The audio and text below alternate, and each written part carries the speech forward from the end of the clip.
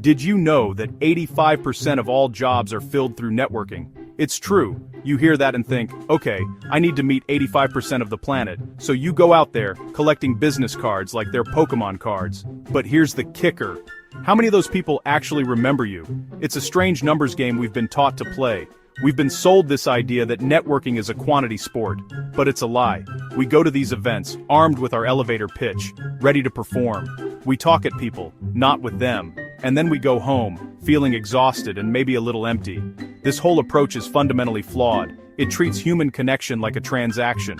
People aren't vending machines where you insert a business card and get a job offer in return. So, what's the alternative? Do we just give up and become hermits? No, of course not. The answer is to change how we connect. It's about quality, not quantity. It's about building a bridge, not just exchanging a piece of paper. Let's be honest for a second. Most networking feels incredibly awkward. It's like a middle school dance, but with more suits. You stand there, clutching a drink, trying to look approachable. And when you finally do talk to someone, the conversation often follows a very predictable, very boring script. So what do? That's the opening line. It's the official anthem of every networking event on Earth. We talk about our job titles, our companies, our latest projects. We're essentially reading our LinkedIn profiles out loud to each other. The problem is, nobody connects with a job title. This is why most networking yields such average results. You walk away from a 2-hour event with maybe 1 or 2 vague memories. The reason for this failure is simple. We're focusing on the wrong thing. We're trying to impress people with our credentials instead of connecting with them as humans. And here's the secret. People don't trust masks. They trust real people. They trust someone who is willing to step off the stage and have a genuine conversation. The handshake, the business card, the elevator pitch, they are all just tools. But they are useless if you don't use them to build something real.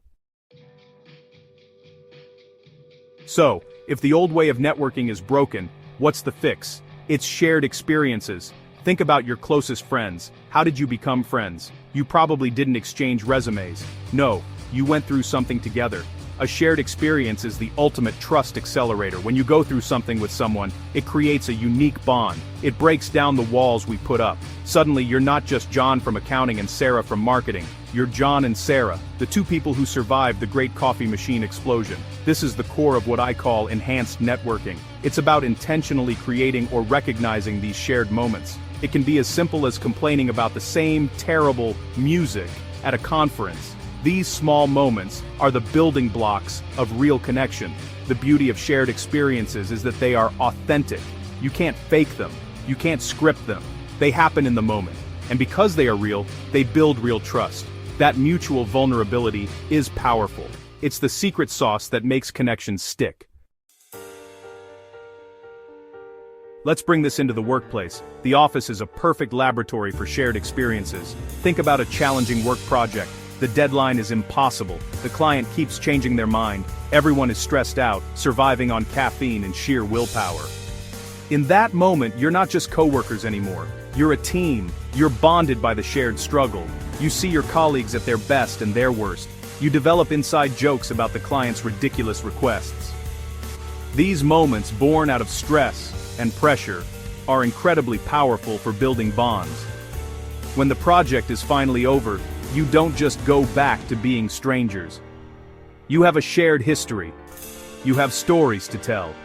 That bond is real. It translates into better collaboration on future projects. It means you're more willing to help each other out. You've gone from being co-workers to being co-conspirators.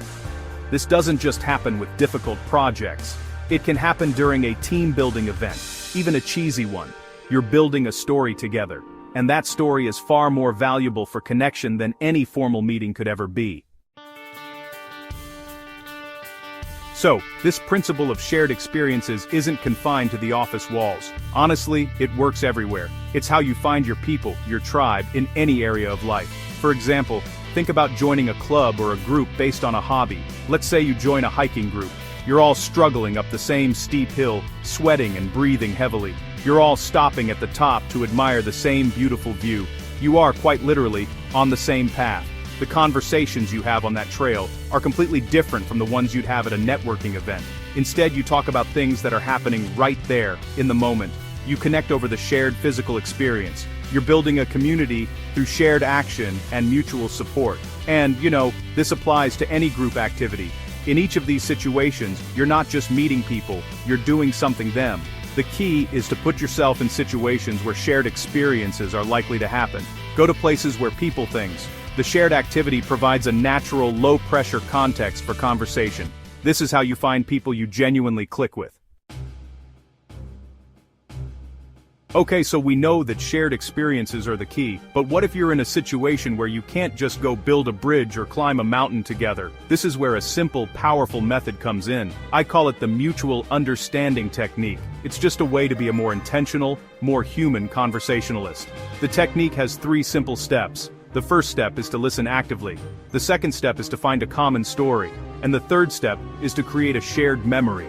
Even a tiny one, right there in the conversation. Listen, find a story, create a memory. That's the whole thing. It's a simple recipe for making people feel heard and understood. Think of it like building a small bridge between you and the other person. Active listening is laying the foundation. Finding a common story is like putting up the first support beam. And creating a shared memory is the final plank that connects the two sides. It's a small inside joke, a shared laugh, or a moment of mutual agreement. It transforms the interaction from a performance into a collaboration. The first step of the mutual understanding technique is the most important. It's active listening. Now I know what you're thinking. I know how to listen, Trevor, but most of us don't really listen. We hear the words, but we're too busy planning our response. Active listening is different. It means being fully present. It means putting your own internal monologue on pause and giving the other person your complete attention. Don't just listen to their words, listen to the meaning behind them. Ask clarifying questions.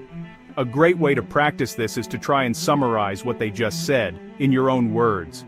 You can say something like, "So, if I'm hearing you right, you're saying that the most frustrating part of the project was the lack of communication?" This does 2 amazing things. First, it confirms that you understood them correctly. Second, it makes the other person feel incredibly heard. When you truly listen to someone, you give them a gift. It makes people feel valued. Once you've truly listened to someone's story, you're ready for step 2, finding a common story. This is the part where you build the bridge. It's about finding a connection between their experience and one of your own. This is the moment that turns a conversation from an interview into a friendship. It's the you too moment. It's that spark of recognition when you realize you're not alone in your experience. Let's say the person you're talking to is complaining about their terrible commute. An average networker might say, "Oh, that's rough." But using this technique, you listen, and then you find your common story. You could say, "Oh man, I know exactly what you mean. I used to have a commute like that. Notice what happened there." You didn't just say, "I understand." You proved it. The key here is to be genuine. Don't make something up just to seem relatable. The story you share should be real. It can be funny. It can be a little embarrassing. It can be a story of a small failure. You're trying to say, "Hey, we're in this weird thing called life together." You've listened. You've found a common story. Now for the final step, create a shared memory. This sounds grand, but it's usually very small. It's about solidifying the connection you've just built with a small, memorable moment. It's the capstone on the bridge you've been building. It's what makes the conversation stick in both of your minds long after it's over. Let's go back to the commute example. You've shared your story about learning Klingon in traffic. The other person laughs. Now, you create the shared memory. You could say with a smile, "From now on, whenever I see you, I'm going to think of you as a fellow warrior in the Great War against traffic." Or you could give your little club a name, like the Commuter Survivors Club. It's a little silly, a little playful, but it creates a tiny piece of shared language between the two of you. This shared memory can be anything. The goal is to create a unique reference point that belongs only to the two of you. It makes your connection feel special. You haven't just networked, you've started to build a real, human connection.